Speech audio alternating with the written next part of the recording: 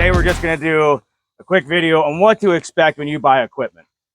So there's a huge spectrum in there of what to expect when you buy any equipment, new and used. You know, when you buy new and you spend, I mean, this machine's almost $100,000. You know, you're not expecting to see much as far as workmanship marks and so forth. But in our machines, I tell you 100%, if you're looking for that pristine, perfect unit, to go with a Bobcat. However, I also wanted to show you what to expect. And I know I'm going to get some hate for this video. And I'm not trying to make hate. I'm just trying to show the people that do not know what to expect when they buy equipment, what to expect. So this machine here is a Bobcat T76. It's brand new. It's got 20 hours on it. And I just wanted to show you some of the things that Bobcat does. This is a cast iron boom on the front of a skid loader. Me personally, I don't think that's a great idea. Those of you that know cast iron know what that is. You know, you hit it, you smash it, it gets cold, gets brittle, so forth. But I mean, the other thing with cast iron, and this is the same with our machines that have cast iron weights, you can always see the marks in the cast iron. Even when you paint it, it's always going to have the dimples. It's always going to have the forge marks. It's always going to have that in there. All right. So there's never a really good way to paint cast iron. The other thing I wanted to show you is when they put their bottom bushings on, when they welded this in, they ground it down, you can actually see all the grinder marks still in that metal. They don't go back over it with like a 320 sandpaper.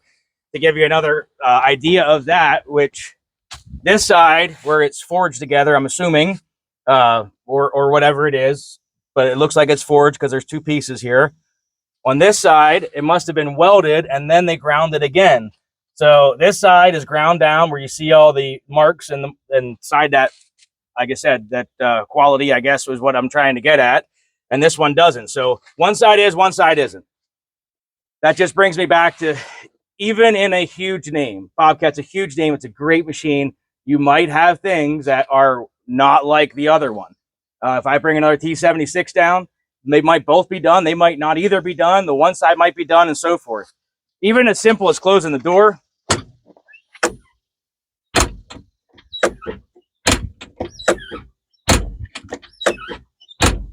All right, I can do this all day. So you really got to push it, all right?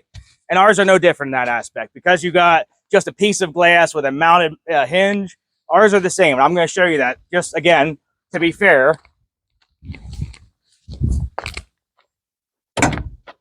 Same deal. If I go and don't just get it right, it doesn't close right. So just making sure that we're being fair from one to the other for the people that yell about their door might not close right, or they see marks on one side, not the other, or why is this done and not this done?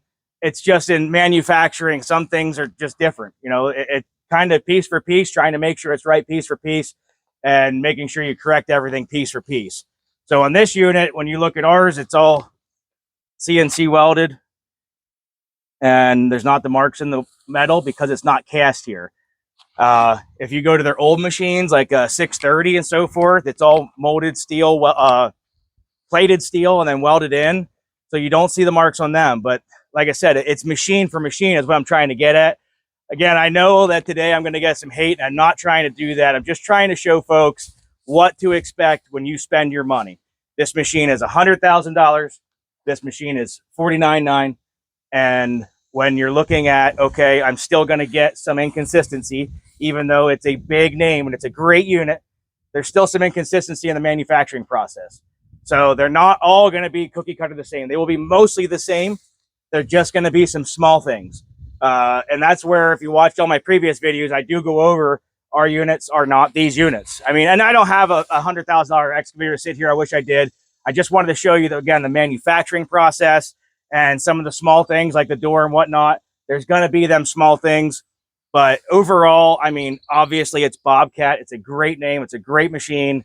GroundHog, we're still trying to make sure that you guys get comfortable with everything. That's why I wanted to do one side by side to show you in the manufacturing process, they are put together and done very similarly. So that's just all I wanted to do today. I just wanted to show you guys what to expect when you're buying equipment, whether you're spending $100,000 or you're spending $50,000, whether you're going Bobcat or Kubota or GroundHog. There's just going to be a few inconsistencies in that process. It's going to mostly all be the same. And the things that are changed are very minor things, or they're just done to make sure that that unit is done to the best of its ability. So I just wanted to go over that with everybody because that's a lot of questions we get of whys and hows. And it doesn't matter the name on the side. Again, when it comes to the manufacturing process, you're just trying to make sure this unit is done the way it should be done, that when you get it, it's not going to break to the best of their ability, to the best of our ability, and it's going to run and operate to the best of their ability, the best of our ability. So that was all I wanted to hit today. It was just going to be a quick video to give you guys an idea of when you're spending your money, what to expect when you spend your money, and what you're spending it on. It's not going to matter if it's, again, the brand name on the side. There's just going to be a few things as you look over your unit. You're going to say, well, why did they do this side, not that side? Well, why is that one forged and this one's welded? Why did they move from steel to cast iron? Why does the door not close until it's perfectly in the line? It's just, like I said, those are small things that happen. And in the equipment world, we're going to do another video, which I'm really excited to do, honestly, of why hours don't matter.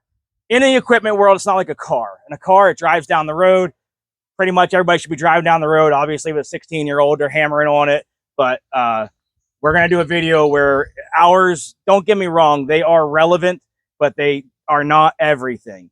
The guy that buys this machine, it could be his biggest investment in his life, and say, I'm not going to put my hired guys in it. I'm not going to have anybody in it but me because this has to make me money. So every 250 hours, he's changing his oil. Every day he's greasing it. And that machine at 17,000 hours, and again, I'll be a little dramatic there, looks like it still came off of the showroom floor. And this machine, who knows, in 6 months, he might put every hired guy in there that has no clue on how to operate it. They might hit stuff, break stuff, push it to its max capacity every day. And in 6 months and 1,000 hours, this thing could be just whooped. Every pin can be shot. The thing can be broke up and dented up. They could be trying to pull mountains with it, and the drives are shot where this guy is using his head.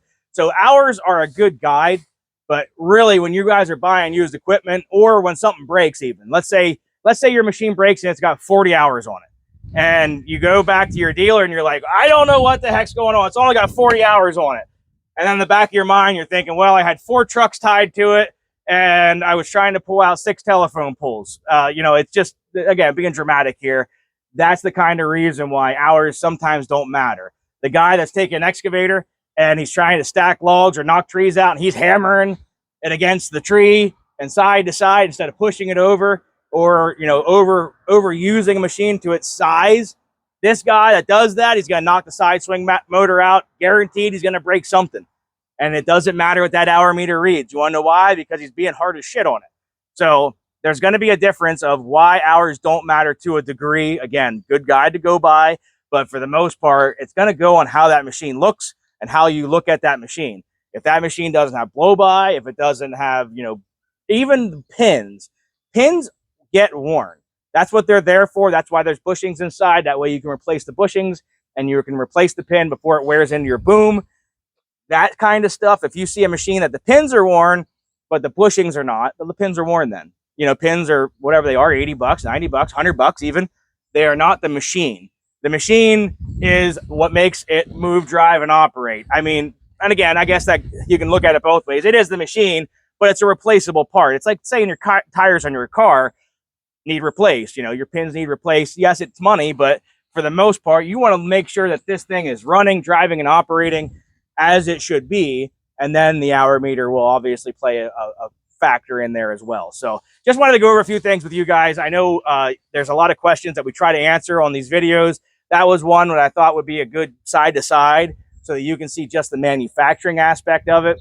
And, I'm not trying to make hate here. So just, if you have a negative comment on this video, let's keep it to ourselves. If you really want to talk about it, give me a call. I'm happy to talk about it. But I just wanted to show people what to expect from one to the other. In the manufacturing process, things change. So that was all we wanted to go over today. We appreciate you guys watching. I hope you have a good day. We'll catch you guys on the next video, and we'll see you later. Have a good one, guys.